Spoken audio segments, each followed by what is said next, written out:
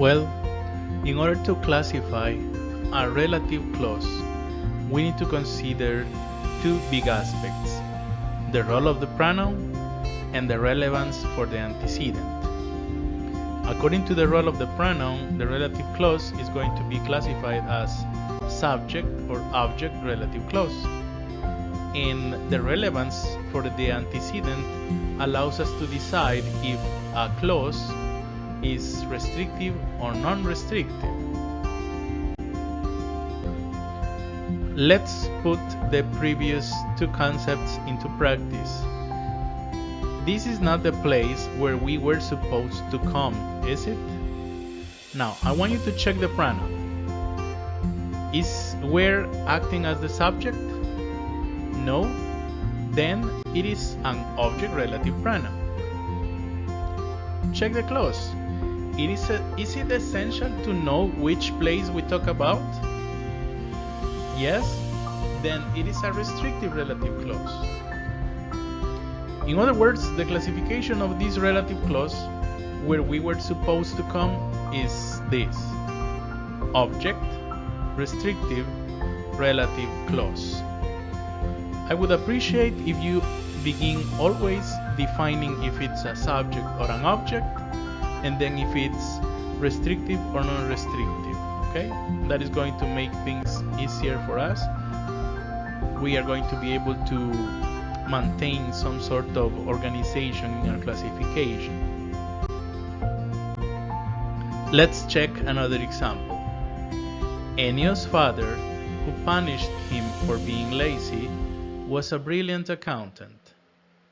First thing I want you to do is to check the pronoun that introduces the relative clause. Who punished him for being lazy? Is the pronoun who acting as the subject of the clause? Yes, it is. Then we say that this is a subject relative pronoun. And then let's check the clause.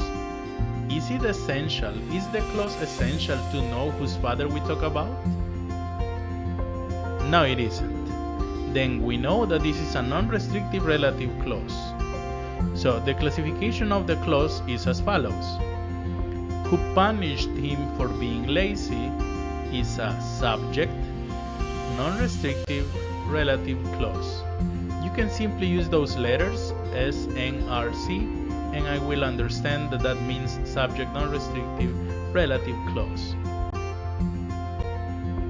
One pitfall we have to be careful with is the fact that sometimes we can omit the word that in relative clauses. Now, this can only happen if the relative pronoun that is acting as an object relative pronoun. We have to be careful with this because it happens all the time. If the word that is acting as an object relative pronoun, I can simply omit it and it doesn't make a difference. The relative clause is still there. The only thing is that this word that we have been training to identify has been omitted. I have an example that I want to share with you. I should have known that the plan that Michael designed required my participation. I can also say, I should have known that the plan Michael designed required my participation. It is actually the same clause. It is the same idea. It makes absolute sense. I can do that. And the classification is the same. It's an object restrictive relative clause. Hey teacher, but I don't have a relative pronoun in the second case, so how can I classify it as an object relative pronoun? Well, because I just told you that this deletion only happens if the relative pronoun that is acting as the object relative pronoun, right? So you have to be careful with this. This is something that you already know, you have been using, you have been doing, and I am most likely sure that you already know this, but we have to be careful with it, okay? Now I want to show you some paragraph in which you can observe some relative clauses. I am going to read this composition, and as I read, I would like you to find the relative clauses, to jot them down, and when I finish talking, if you haven't finished identifying the clauses, I would like you to pause the video, because otherwise you are going to see the answers next. Okay, so again, if you haven't finished identifying the relative clauses by the time I stop reading, I would like you to pause the video to finish, because next I am going to show you a slide where the relative clauses have been identified. Some men were approaching the village where the criminals were seen for the last time. They were determined to find out who had stolen all their food. As they entered the place, they were greeted by a number of children whose emaciated appearance evidenced the lack of food in the place. They knew that they had to help them, but were also focused on catching up with the thieves. What they could do was not much, but they left some food they had collected for the long trip. The children were so happy that they beamed and hugged them, thankful for the food they were receiving. Marcus, who was the leader of the group, felt tempted to take a little one home. He and his wife had no children and wanted one desperately. He didn't know why they had never been blessed with children of their own. What he didn't know was that they had been blessed 6 weeks ago, and his wife planned to tell them that very day. Here you can observe now the relative clauses have been identified for you.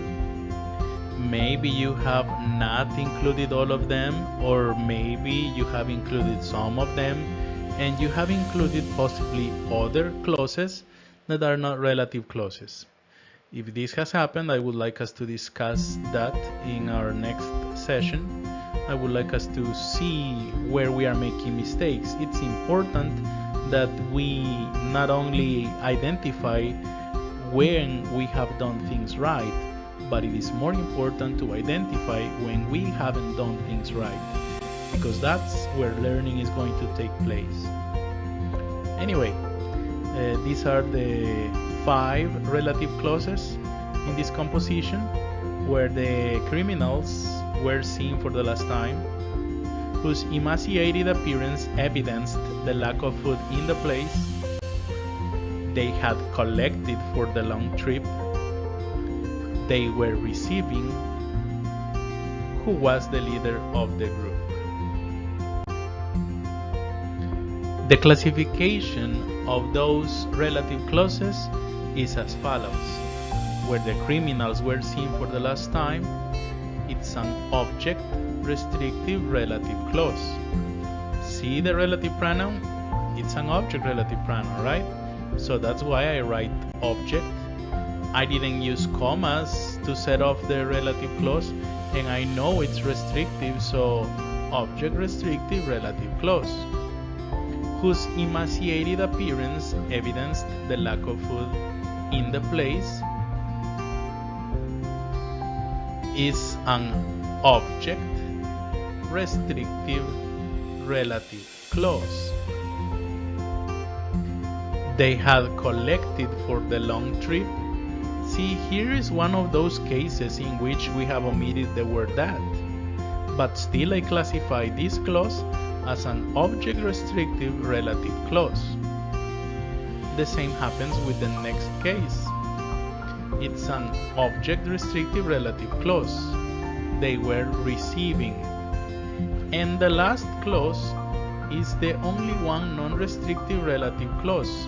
If you check the material, it was set off by commas, and more important than this fact that it was set off by commas is that this information in this relative clause does not help me to identify the antecedent. So this is a subject non-restrictive relative clause. And in this way, guys, I finish my explanation on relative clauses.